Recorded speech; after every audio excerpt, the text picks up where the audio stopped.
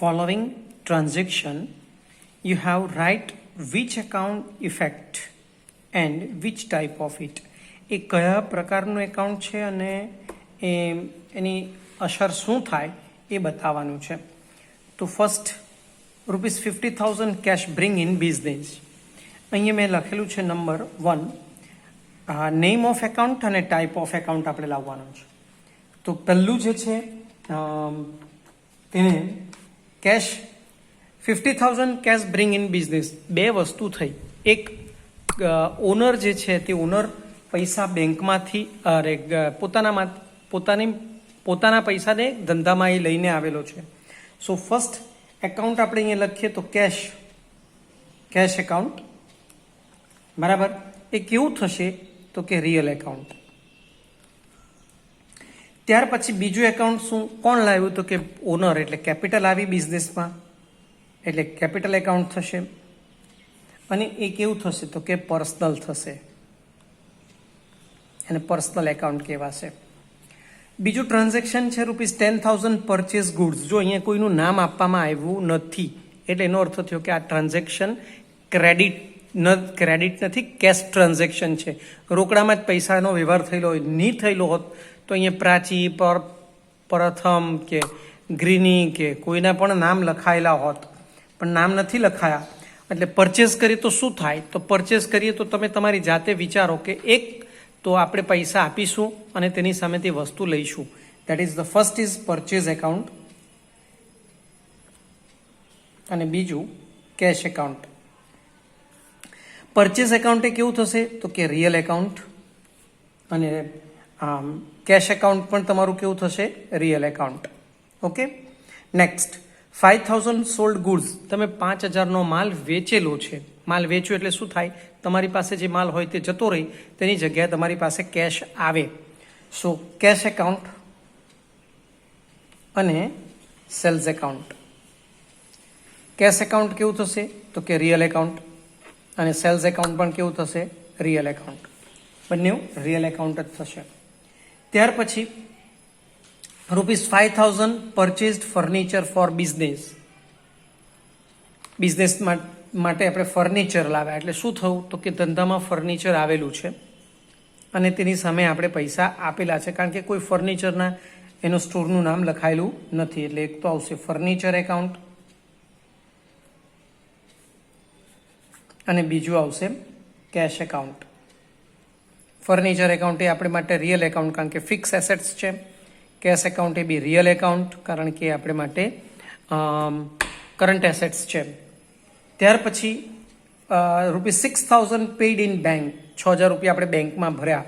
બેંકમાં ભરો એટલે શું થાય? તમારા હાથમાં પૈસા જે હતા તે બેંકમાં જતા રહ્યા, બરાબર ને? એટલે પહેલું આવશે બેંક એકાઉન્ટ અને બીજું આવશે કેશ એકાઉન્ટ. તો બેંક એકાઉન્ટમાં આપણે શું લખી શકીએ તો કે પર્સનલ એકાઉન્ટ છે અને બીજું છે આ રિયલ એકાઉન્ટ. ત્યાર પછી ₹250 કમિશન રિસીવ્ડ. જો કમિશન આપણે કંઈ કામ કર્યું હશે, કંઈક કોઈ વેચી આપ્યું હશે કોઈક વસ્તુનું, તેને માટે આપણે કમિશન લીધું હશે. કમિશન રિસીવ્ડ શબ્દ છે એટલે કે આપણને તે પૈસા મળેલા છે. તો કેશ આવી એટલે કેશ એકાઉન્ટ અને બીજું કમિશન એકાઉન્ટ, બરાબર. કેશ એકાઉન્ટ એ આપણે માટે કેવું થશે તો કે રિયલ એકાઉન્ટ, પૈસા આવ્યા, કરંટ એકાઉન્ટ છે. અને કમિશન એકાઉન્ટ એ આપણે માટે નોમિનલ એકાઉન્ટ થશે, કારણ કે કમિશન એ આપણે માટે ઇન્કમ થયેલી છે. ત્યાર પછી ₹100 પેઇડ ફોર વેજીસ. આપણે વેજીસ પે કરેલું છે, તો વેજીસ એ આપણા માટે એક્સપેન્સ એટલે વેજીસ એકાઉન્ટ અને બીજું કેશ આપવી પડી હશે ને આપણે એટલે કેશ એકાઉન્ટ. વેજીસ એકાઉન્ટ આપણે માટે કેવું થશે? નોમિનલ એકાઉન્ટ અને કેશ એકાઉન્ટ એ રિયલ એકાઉન્ટ થશે. ત્યાર પછી રિસીવ્ડ ઇન્ટરેસ્ટ ₹650. આપણે કોઈ જગ્યાએ પૈસાનું ઇન્વેસ્ટ કરેલું હોય, એના પૈસા આપણને એના ઉપર આપણને વ્યાજ મળ્યું, દેટ ઇઝ કોલ્ડ ઇન્ટરેસ્ટ. તો કેશ એકાઉન્ટ, કેશ આવીને કેશ એકાઉન્ટ, રિયલ એકાઉન્ટ અને ઇન્ટરેસ્ટ એકાઉન્ટ કૌંસમાં રિસીવ્ડ એટલે એ આપણું થશે નોમિનલ એકાઉન્ટ, કારણ કે આપણે માટેની આવક થયેલી છે. ત્યાર પછી પેડ ₹9,000 ફોર સેલરી. આપણે સેલરી પે કરી, દેટ મીન્સ પગાર આપ્યો કોઈને, પગાર આપો એટલે રોકડા આપ્યા હશે, તો સેલરી એકાઉન્ટ આપણે માટે એક્સપેન્સ છે એટલે નોમિનલ આવશે. અને બીજું આવશે કેશ આપી તમે એટલે કેશ એકાઉન્ટ આવશે, એટલે રિયલ એકાઉન્ટ થશે. ત્યાર પછી received A loan from Atul ₹5,000. આપણે અતુલ પાસેથી લોન લીધી એટલે એક તો આપણી પાસે કેશ આવી એટલે કેશ એકાઉન્ટ, રિયલ એકાઉન્ટ. અને બીજું લોન ઓફ અતુલ એકાઉન્ટ. આ લોન આપણે લીધેલી છે, વ્યક્તિને આપણે પૈસા ચૂકવવાના છે ઇન ફ્યુચર એટલે પર્સનલ થશે, આ પર્સનલ એકાઉન્ટ. ઓકે. ત્યાર પછીના મેં સમ અહીંયા લખેલા છે. Kirit start business with the bring cash ₹25,000 એટલે કેશ એકાઉન્ટને કેપિટલ આવશે. Loan taken from the Darshan ₹5,000 at 12% આના જેવું જ થશે, કેશ એકાઉન્ટને Darshan's loan account. Paid ₹16,000 into Dena Bank and open the account. આપણે પૈસા ભરા એટલે બેંક ખાતું ખુલશે એટલે બેંક એકાઉન્ટ અને cash account. Purchase 9,600 goods from Ashish Traders. જો અહીંયા નામ આપ્યું that is Ashish traders, purchase account અને આશિષ ટ્રેડર્સ એકાઉન્ટ આવશે. પછી purchase ₹6,000 goods from Roopkala stores by cash. રોકડા પૈસા આપેલા છે એટલે પરચેઝ એકાઉન્ટ અને કેશ એકાઉન્ટ આવશે. નામ હોવા છતાં કેશ શબ્દ લખાયેલો છે તો કેશ જ લખવાનું. ગુડ સોલ્ડ ટુ કીર્તન ₹7,200. અહીંયા નામ કીર્તનનું આપેલું છે તો કીર્તન એકાઉન્ટ આવશે અને સેલ્સ એકાઉન્ટ આવશે. Good sold to Kavita and received cheque. આપણને ચેક મળેલો છે તો બેંક લખીશું ને કવિતાનું બેંકને સેલ્સ લખીશું કારણ કે કેશ ટ્રાન્ઝેક્શન છે એટલે કવિતાનું નામ લખી શકાશે નહીં.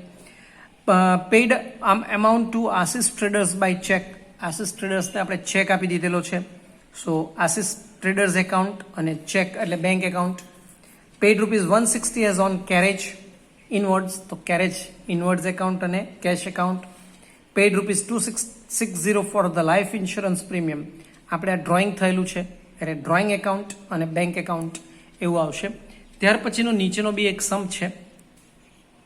₹2,500 Amrish give to us ₹2,500 paid office rent, 150 interest bank paid in our account, ₹50 bank charges debited by bank, paid ₹800 for interest on Darshan's loan, purchased ₹24,000 for Ambika Mills shares, purchased ₹1,750 for stationery, given a check to bank, ₹10,000 for fixed deposit, paid ₹5,000 for our son school fees, and last one is goods sold of ₹15,000.